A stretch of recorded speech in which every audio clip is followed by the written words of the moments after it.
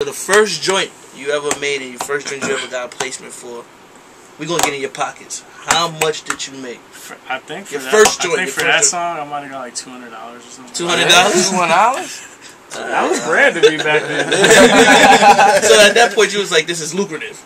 Yeah, I mean, I was happy about that, man. I had a job that was making like $150 every 2 weeks. So I made $200 just something I wanted to do. That was great. So you was good. So when did you stop working? Like, yo, you know what I'm saying? Stop I'm actually gonna do beats from here on. I didn't stop working until 2006.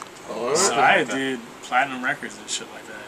It was still working. Yeah. Where'd you work at? I was working at the courthouse. I was like getting people their divorce papers.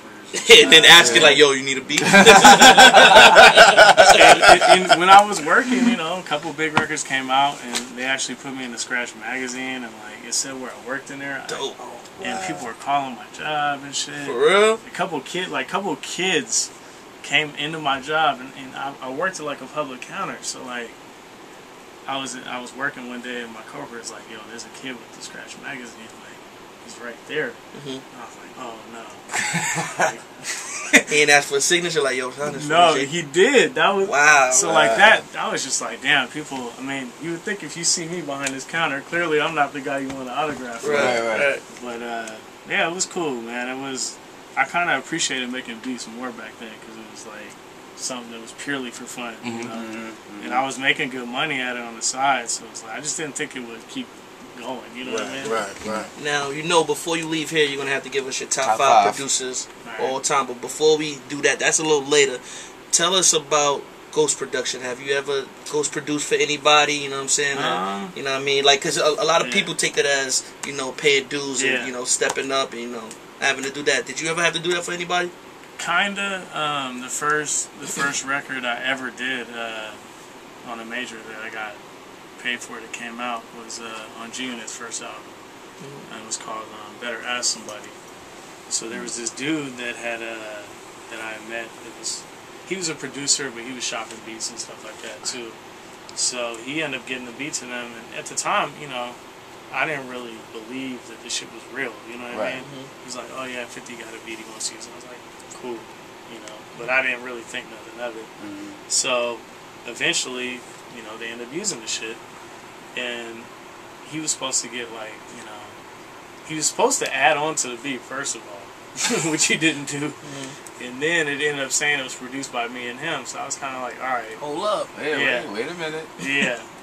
But it was actually it was a good thing. I honestly was kind of happy in the end that happened because it just taught me to just be straightforward with people, and it worked out for what it was because that's how I got with Shaw, and you know, created a whole wave of stuff for me. For people that don't know, let them know like some of the records that you have done. Like, man, like De La Soul, Rock Cocaine Flow. Damn, you got to work with De La Soul? Yeah, I did 2 joints on that album. I did another one with Common called Days of Our Lives.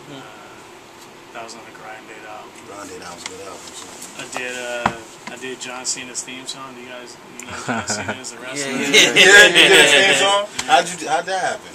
Manager I had at the time, Walt, had met him, I think at KML or something, and just gave him beats. And damn, I know that must have been crazy. You know what's fucked up about that? I was still at a job at that time. I was young in the game, and it had a big sample in it, so I probably wouldn't have gotten the money off of any kind of publishing. But man, like they basically just bought the shit out because Vince McMahon he's like a beast. He's a beast, man. He's a Suge Knight. That game, you know what I mean? So like. At first, it wasn't even going to be used because whoever on the sample was, you know, wasn't feeling it. I guess it was like a widow that owned it. And, you know, the joint's called The Time Is Now. And she was like, well, you're saying, you know, his time didn't matter because the song's called The Time Is Now and all this ridiculous shit. But yeah, it shouldn't end up being used, man. It's one of those things, you know, I'm sure, you know, you probably have the same experience where you sample something, you know how to publish it on it, and then you hear it all the fucking time, it just kind of burns you. I don't know that feeling, no, Jay, because I Yo, but you also